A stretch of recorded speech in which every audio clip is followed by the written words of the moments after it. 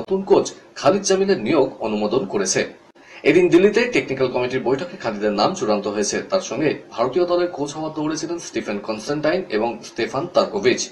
তবে ফেডারেশন কর্তারা দেশীয় কোচের দিকেই ঝুঁকেছিলেন, কারণ এই মুহূর্তে ফেডারেশনে আর্থিক সংকট রয়েছে, তাই প্রচুর টাকা দিয়ে বিদেশি কোচ রাখা কঠিন।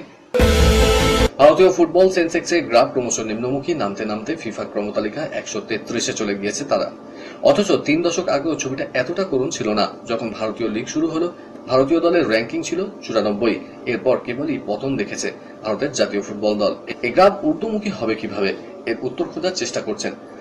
জাতীয় লিগ থেকে আই লিগ থেকে আইএসএল এর আগমন দেখেছি আমরা। তাতে আই লিগের মতো প্রতিযোগিতা রাতারাতি পেয়েছে 2 নম্বরের মর্যাদা। সে জৌলুস হারিয়েছে। সেখানে ফুটবলাররা যত ভালোই খেলুন না কেন, কদর পান না সহজে। বিচ্ছিন্নভাবে প্রতিবাদ হয়েছে। নিজের অস্তিত্ব বিপন্ন হওয়ার কথা ভেবে প্রতিবাদে অংশ নিয়েছেন অনেক ক্লাব।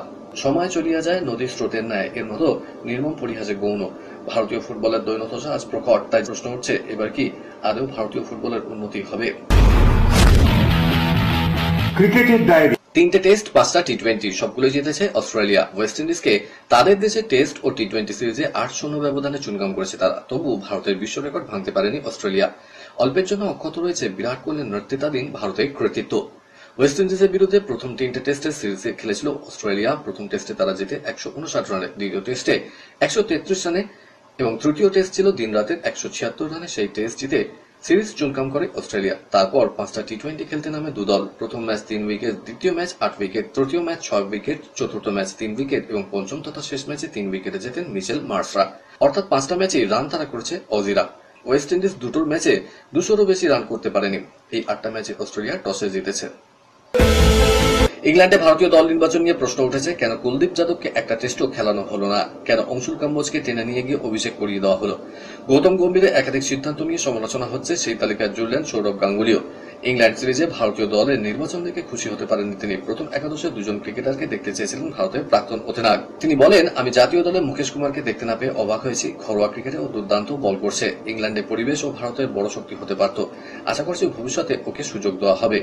বাংলার মুকেশের পাশাপাশি আরো এক বোলারকে না খেলানোয় অবাক সৌরভ গাঙ্গুলি। কুলদীপ যাদবকেও দেখতে চেয়েছিলেন তিনি বলছেন, ইংল্যান্ডে ওভালে 4 পেসার খেলাচ্ছে। ওরা পিচে ঘাস রেখেছে, ইচ্ছা করেই ওরা এটা করেছে। আগে অশ্বিন ও জাদেজার মতো স্পিনারকে ভারত পেয়েছে। ভারত যাতে বেশি স্পিনার খেলাতে না পারে, তার জন্য ঘাস রাখা হয়েছে। ফের বিতর্কিত মন্তব্য শাহিদ আফ্রিদির। ইন্ডিয়া চ্যাম্পিয়ন্স বনাম পাকিস্তান চ্যাম্পিয়ন্সের সেমিফাইনাল ম্যাচ বাতিল হওয়ার কথা আনুষ্ঠানিক ঘোষণা করা হয়েছে। ওয়ার্ল্ড চ্যাম্পিয়নশিপ অব লেজেন্ডসে এই প্রথম সেমিফাইনালটি 31 জুলাই এজবাস্টনে অনুষ্ঠিত হওয়ার কথা ছিল। অধিনায়ক যুবরাজ সিং সহ সকল ভারতীয় খেলোয়াড় বড় ম্যাচ হওয়া সত্ত্বেও পাকিস্তানের সঙ্গে খেলার সিদ্ধান্ত থেকে পিছিয়ে আসেন। এরই মধ্যে শাহিদ আফ্রিদির একটি মন্তব্য ভাইরাল হয়েছে, যা তিনি এই ম্যাচটি বাতিল হওয়ার পর করেছিলেন। সমাজ মাধ্যমে বিদ্রুপের শিকার হচ্ছেন আফ্রিদি। সেপ্টেম্বরে অস্ট্রেলিয়া সফরে যাবে ভারতের অনূর্ধ্ব-19 ক্রিকেট দল। সেই দলে ডাক পেলেন বৈভব সূর্যবংশী। অধিনায়ক Ayush Mhatre. Stand by player হিসেবে আছেন বাংলার জোড়ে বোলার যুধাজিৎ গুহ। 21 সেপ্টেম্বর প্রথম একদিনের ম্যাচ। সেখানে 3টে ওডিআই এবং 2টো টেস্ট খেলবে বৈভবরা। খেলাতে সময় হয়ে গেছে এখন একটা ছোট্ট ব্রেকের। ফিরছি ব্রেকের পর, দেখতে থাকুন খেলা আর খেলা।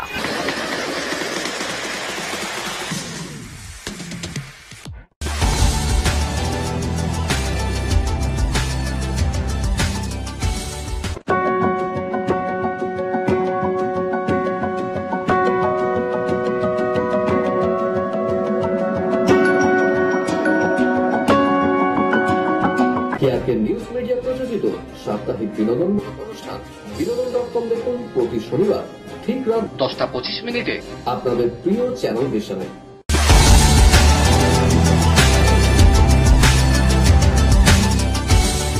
ব্রেকের পর ফিরে এলাম খেলা আর খেলাতে।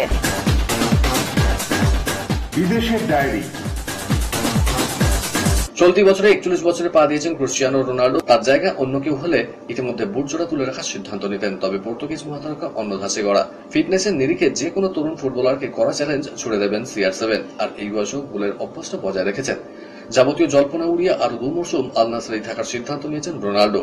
প্রাক মৌসুম সফরে সৌদি ক্লাবটির হয়ে চালও কাঁপালেন। অস্ট্রিয়া সফরে ফরাসি ক্লাব টুলুজের বিরুদ্ধে পিছিয়ে পড়েও 2-1 গোলে জিতে নিল আল নাসের। আগামী 19 আগস্ট সৌদি সুপার কাপের সেমিফাইনালে আল এতিহাদের বিরুদ্ধে নতুন মৌসুমের অভিযান শুরু করবে আল নাসের। তার আগে অবশ্য আলমেরিয়ার বিরুদ্ধে আরো একটা প্রীতি ম্যাচ খেলবেন রোনাল্ডোরা।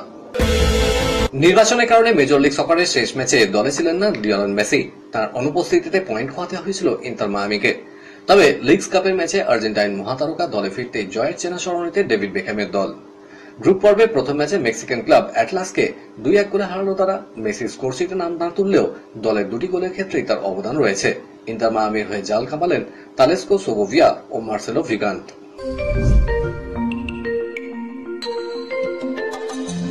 টরন্টো মাস্টার্স থেকে নিজের নাম তুলে নিলেন কার্লোস আলকারাজ। স্প্যানিশ তারকা জানিয়েছেন, অনেক সপ্তাহ টানা খেলার পর বিশ্রাম নেওয়া ভীষণ প্রয়োজন।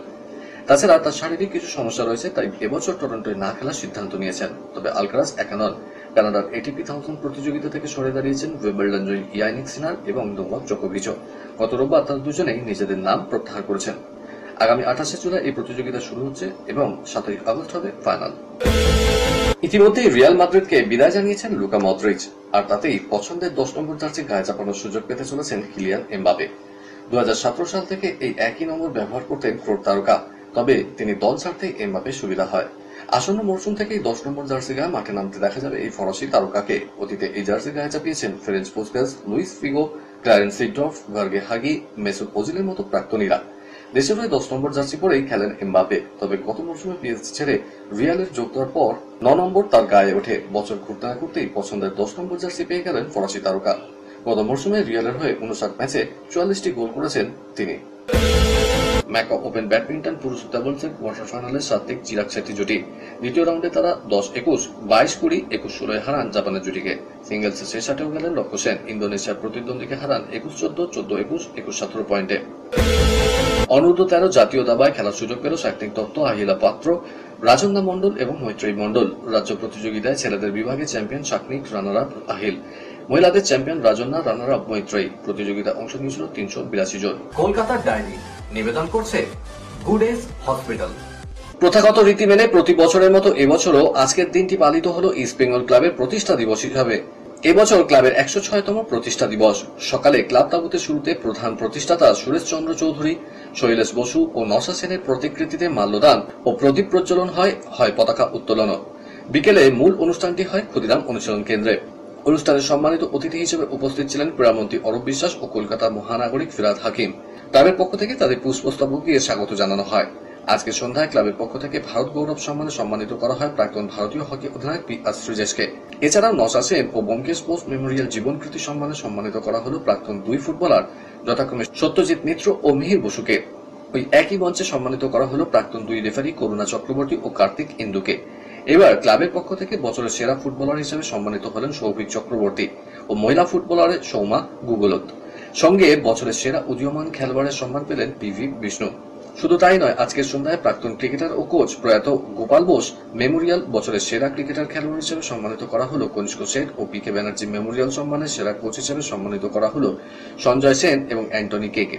এবার প্রাইড অব বেঙ্গল সম্মানে সম্মানিত হলেন ভারতীয় মহিলা ফুটবল দলের অন্যতম খেলোয়াড় সঙ্গীতা বাসফোর। সব মিলিয়ে ইস্ট বেঙ্গল দিবসকে কেন্দ্র করে রীতিমতো সরগরম হয়ে উঠেছিল আজকের কলকাতা ফুটবল ময়দান।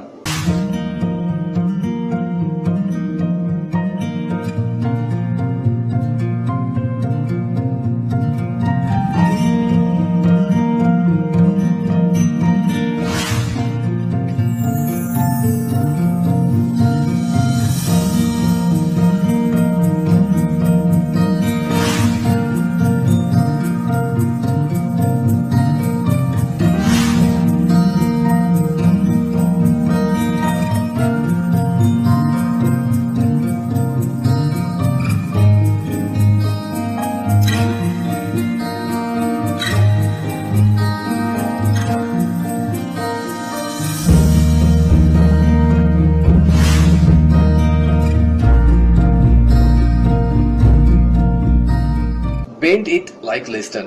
লিস্টন কুলাসোর মাস্টার ক্লাসে যুব ভারতীতে ফিনিশ মোহামেডান স্পোর্টিং। প্রথমার্ধে দুরন্ত বাঁকখানো ফ্রি কিকে লক্ষ্যভেদ, তৃতীয়ার্ধে সুহেল ভাটকে গোলের বল সাজিয়ে দেওয়ার পর পেনাল্টি থেকে জাল কাঁপানো। তাতেই বাজিমাত 10 জনের মোহনবাগানের। প্রথমার্ধে আপুইয়া লাল কার্ড দেখলেও জিততে অসুবিধা হয়নি কিয়ানদের। মিনি ডার্বিতে মোহামেডান স্পোর্টিং 3-1 গোলের ব্যবধানে হারিয়ে ডুরান্ট অভিযান শুরু করল সবুজ বরণ ব্রিগেড। টানা 2 ম্যাচ হেরে গ্রুপ পর্ব থেকেই বিদায় নিল মোহামেডান স্পোর্টিং।